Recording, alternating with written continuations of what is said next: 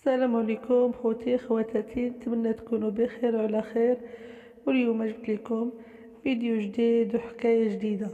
وهاد الحكايه ديال لاله الزاهيه. لاله الزاهيه مرا في الخمسينات من عمرها، مرا مكافحه، مرا عايشه في العذاب طول حياتها، يعني من صغرها وهي في العذاب وهي في التماره. حياتها كامله وهي تربات يتيمه، خدمت على خوتها وهي صغيره، ما خلت خدمت في الديور، في اي حاجه خدمت فيها، اي حاجه خدمت فيها خالتي الزاهيه. المهم خالتي الزاهيه كبرت شويه، جا خطبها واحد السي العربي، جا خطبها السي العربي. خالتي وشا فرحت، قالت صافي حن عليا الله، غنتزوج، غندير داري، غندير وليداتي، غنقابل داري وليداتي، وغادي يحن عليا الله من هاد التماره اللي راني عايشه فيها. صافي خالتي الزاهيه تزوجت بالسي العربي. في الاول عشت معاه شويه بخير، عايشين. المهم ايوا مع الايام السي العربي ما عنده والو. السي العربي في الاول ما كان عنده والو. خالتي زايد اضطرت تخرج تعاون معاه، عاود ولات للتماره، ولات للعذاب. ما خلت فاش خدمت، ما خلات حمامات، ما خلات طيبت في العراسات، ما خلات وزينت. المهم مسكينه مرا مكافحه، ما اي حاجه كتخدم فيها مسكينه باش توفر، تعاون مع الراجل ديالها وتوفر القوت لوليداتها. المهم هي غاده وخالتي الزاهيه خدامه كتعاون مع راجلها درجه بدرجه. المهم حتى بنات دويره شرات قطعه ديال الارض، طلعت دارها صافي. ولكن واخا طلعت دارها باش كدير داكشي في سميتها، هي راه طايقه في السي العربي، هي راه داكشي راه في سميت السي العربي، هي تخدم وتجيب ليه، تخدم وكتجيب ليه فلوس في يديه، هو اللي كيدير كلشي، هي غير تخدم وتجي تحط ليه، تيقه فيه واحد الثقه عمياء. تخدم وتجيب، تخدم في الوزينات. مسكينه ما عندهاش الراحه في حياتها نهائيا، ما كتعرفش لمن كيقولوا الراحه.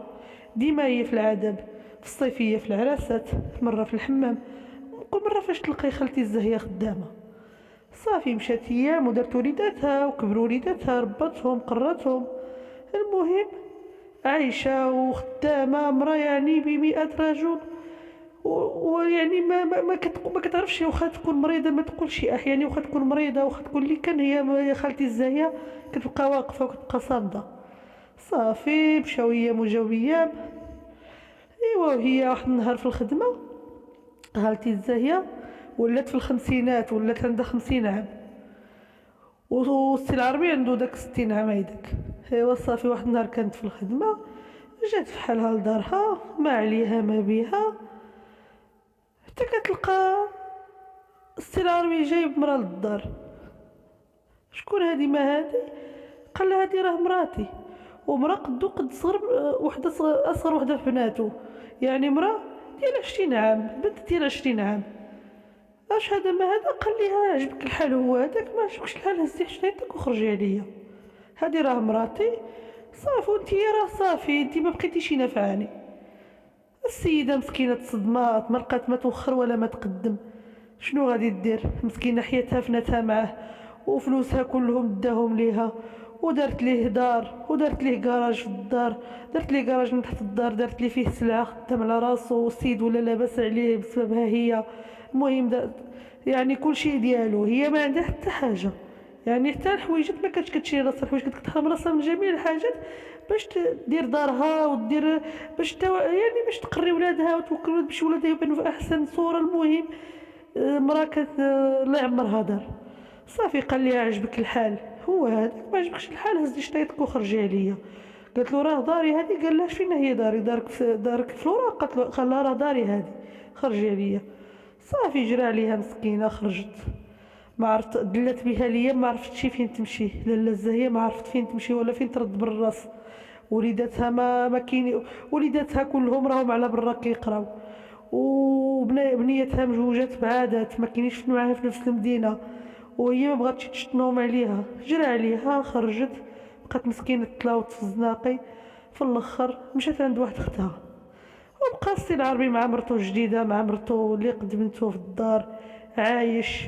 المهم صافي ويجي، ومني كانت مع لاله الزاهيه واخا كانت خدامه، كان يجي يلقى ماكلته واجده، يلقى حويجاتو مصبنين. ايوا لاله منين ولا دا داك البروشه، ولا يجي ما يلقى ماكله، الدار لقاها مرونه، حويجاتو ما يلقاهم مصبنين. من يقول لها هاد الشيء المراه كتقول له هي واش انا درتيني خدامه عندك؟ انا ماشي خدامه عندك. صافي ايوا مشات ايام ولا جات ايام، لزه هي مسكينه عايشه مع اختها، صافي رضات باللي قسم ليها الله. ايوا داك البرهوشه ديال مراتو جمعت له حبو التبن، جمعت له كل شيء، حتى داك الدار كتبها ليها في السميه ديالها. ايوا وزادت خلفها مشات في حالتها، خلاتو على الدص. السيد التعدم داوه لدار العجزه. ايوا صافي حتى وصل الخبر لالا الزاهيه، وصل ليها الخبر بان السيد راجلها راه في دار العجزه، راه المراه دات ليه الدار ودات ليه كل شيء.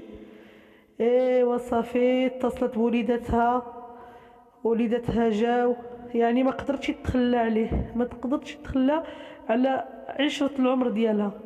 اتصلت بوليداتها، جاو وليداتها. وصافي مشات جابتهم دار العجزة، كانت دويرة صغيرة، جابتو هزاتو خالتي الزاهية، صدقت بنت الأصل مسكينة، وخدر فيها ما دار، ولكن ما تخلاتش على السي العربي.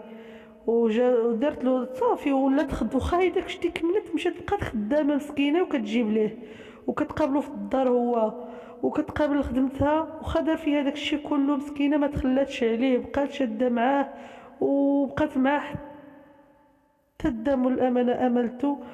وخالتي وهذه هي الحكايه ديالنا خوتي، ونتمنى تعجبكم الحكايه ديالي، ونتمنى تسمحوا لي راه غير مروحه شويه، وتساعدوا معايا، شاركوا معايا، دعموني، تشاركوا عندي، وديروا لي الجرس وديروا لي لايك. وصافي يا خوتي، خليتكم على خير، ونتمنى شي فيديو جديد ان شاء الله.